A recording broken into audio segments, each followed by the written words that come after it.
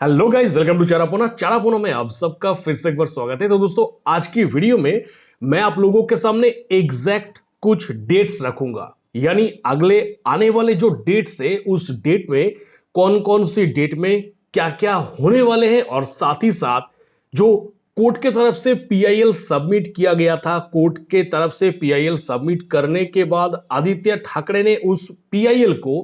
Condemn करने के लिए जो एफिडेविट सबमिट किया था, और उस एफिडेविट सबमिट करने के बाद फिर से उस एफिडेविट का जो पॉइंट है उस पॉइंट्स को गलत कह के खारिज करने के लिए आदित्य ठाकरे के घर में जो लीगल नोटिस भेजा गया था, तो सब कुछ का अगले आने वाले कौन कौन से डेट में क्या क्या होने जा रहे हैं सब कुछ आपको बताऊंगा, ताकि आपको एग्जैक्टली सब कुछ पता लगे कि हाँ इस दिन ये होने जा रहा है। तो डायरेक्टली आ जाते हैं पॉइंट पे कि सिटीजन कोर्ट ऑफ इंडिया की तरफ से आदित्य ठाकरे के घर में जो लीगल नोटिस भेजा गया था वो भेजा गया था 27 अक्टूबर को, और 27 अक्टूबर को वो लीगल नोटिस भेजने के बाद सिटीजन कोर्ट ऑफ इंडिया का कहना था कि ये लीगल नोटिस लगभग से लगभग 7 दिन के अंदर आदित्य ठाकरे के घर तक पहुंच जाएंगे।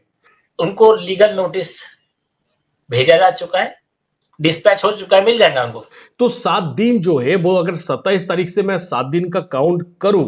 तो फिर 28, 29, 30, 31, 1, 2, 3 यानी 3 नवंबर 2023 में वो लीगल नोटिस आदित्य ठाकरे के घर में पहुंच जाना चाहिए। यानी 7 दिन बेसिकली नहीं लगता है, जो कि मुंबई के अंदर ही सब कुछ हो रहे हैं, पर फिर भी जैसे कि कोर्ट की तरफ से 7 दिन का टाइम कहा गया था, तो हम लोग मोटा मोटा से 7 दिन का एक टाइम अगर पकड़ ले तो 3 नवंबर के अंदर ही आदित्य ठाकरे के घर में वो लीगल नोटिस पहुंच गया होगा।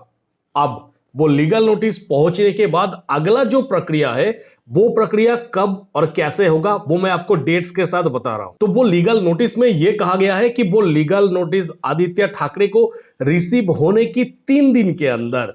आदित्य ठाकरे को यह साबित करना होगा कि वो जो एफिडेविट कोर्ट में सबमिट किया है, वो एफिडेविट की जो तमाम जो क्लेम्स है वो क्लेम सही है। यानी जो क्लेम आदित्य ठाकरे की तरफ से किया गया था कि जो पीआईएल सबमिट किया गया है, या फिर सुशांत और दिशा के केस में जो आदित्य ठाकरे के नाम लिया गया है, वो सब कुछ बीजेपी सरकार सेंट्रल और स्टेट के इन्फ्लुएंस से हो रहा है। तो ये क्लेम था। साथ ही साथ आदित्य ठाकरे की नेक्स्ट जो क्लेम था, जो कि एक्सटॉर्शन की पैसा मांगने के लिए, ये सब उनको खींचा गया है। तो ये जो भी क्लेम है वो तमाम क्लेम्स को उनको अगले 3 दिन के अंदर सबमिट करना होगा, यानी प्रूव करके दिखाना होगा कि ये जो भी बात कहा है वो सही है। तो 3 तारीख को अगर उनके पास वो लीगल नोटिस पहुंचते हैं तो उसके बाद 3 दिन यानी 6 तारीख के अंदर आदित्य ठाकरे को यह सब कुछ प्रूव करके देना होगा कोर्ट को। यानी 6 नवंबर के अंदर कोर्ट को आदित्य ठाकरे के तरफ से यह प्रूव कर देना होगा कि उनका क्लेम सही था और सिटीजन कोर्ट ऑफ इंडिया का जो पीआईएल है वो गलत है। अब जो नेक्स्ट पॉइंट है कि अगर 6 तारीख के अंदर आदित्य ठाकरे ने जो भी क्लेम किया अपनी एफिडेविट में वो अगर साबित नहीं कर पाते 6 नवंबर के अंदर, तो फिर आदित्य ठाकरे को 7 नवंबर के दिन या फिर 7 नवंबर से पहले ही आप कह सकते हैं कि 7 नवंबर एक डेडलाइन आप सोच सकते हैं या फिर पकड़ सकते हैं कि 7 नवंबर के अंदर आदित्य ठाकरे को हर एक जो देश की ए लिस्टेड जो न्यूज चैनल है उस न्यूज चैनल के सामने माफीनामा पेश करना होगा। साथ ही साथ जो जज साहब की तरफ से कहा गया था कि 1-2 मिनट की कम से कम वीडियो बना के उसमें भी माफीनामा पेश करना होगा, और साथ ही साथ देश की जो तमाम न्यूज़पेपर्स है उस न्यूज़पेपर्स की फ्रंट लाइन पे भी माफीनामा मांग के छपना होगा। तो ये जो काम है आदित्य ठाकरे को कब करना होगा? 7 नवंबर के अंदर। और उसके बाद अगर 7 नवंबर के अंदर आदित्य ठाकरे ये सब काम कंप्लीट नहीं करते तो डेफिनेटली बात है कि उनका जो एफिडेविट में जो भी क्लेम है वो सब कुछ फर्जी माना जाएगा, और कोर्ट में फर्जी एफिडेविट दाखिल करने के लिए उनको कम से कम 7 साल की सजा उनको होगा ही होगा। अब इसी जगह पे मैक्सिमम 90% लोगों का सबसे बड़ा जो कंफ्यूजन है कि आदित्य ठाकरे जो कि कोर्ट में फर्जी एफिडेविट सबमिट करने की वजह से उनको जो 7 साल की सजा सुनाया जाएगा, यह 7 साल की सजा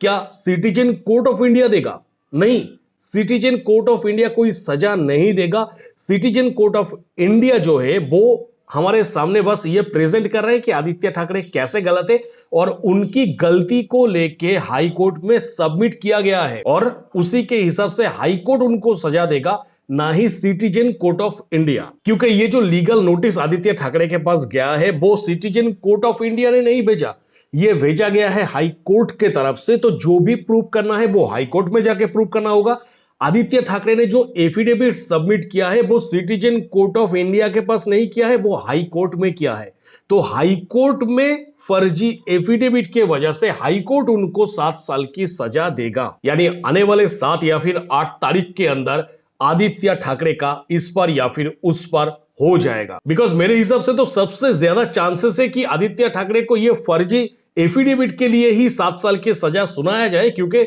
मुझे नहीं लगता कि आदित्य ठाकरे या फिर उनकी वकील ये कभी प्रूफ कर पाएंगे कि जो PIL citizen court of India की तरफ से हाई कोर्ट में सबमिट किया गया है ये सब कुछ वर्तमान सरकार यानी वर्तमान रूलिंग पार्टी की इन्फ्लुएंस से हुआ है। और साथ ही साथ आदित्य ठाकरे ये भी कभी प्रूफ नहीं कर सकता कि आदित्य ठाकरे से एक भी पैसा एक्सटॉर्शन के लिए मांगा गया है दिशा और सुशांत सिंह राजपूत की केस से उनको बचाने के लिए। तो जिसके कारण उनका जो एफिडेविट है वो तो फर्जी ऐसे ही प्रूफ हो गया। पर इसका रिजल्ट हमें 7 तारीख को मिलेगा कि अल्टीमेटली आदित्य ठाकरे कहां रहेंगे, मातोश्री में या फिर सलाखे के पीछे। तो बस दोस्तों इस वीडियो में इतना ही। आई होप कि आप लोगों को डॉट टू डॉट एकदम हर एक डेट मिल गया कि कौन कौन सा डेट में आने वाले, कौन कौन सी डेट में क्या क्या होने जा रहा है। तो बस दोस्तों इस वीडियो के रिगार्डिंग आप लोगों का अगर कुछ भी कहना है तो आप लोग आराम से कमेंट सेक्शन पर कमेंट जरूर करिएगा। तो मिलेंगे मेरा नेक्स्ट किसी वीडियो पे। टिल देन सब कोई खुश रहिएगा, बढ़िया रहिएगा, टाटा।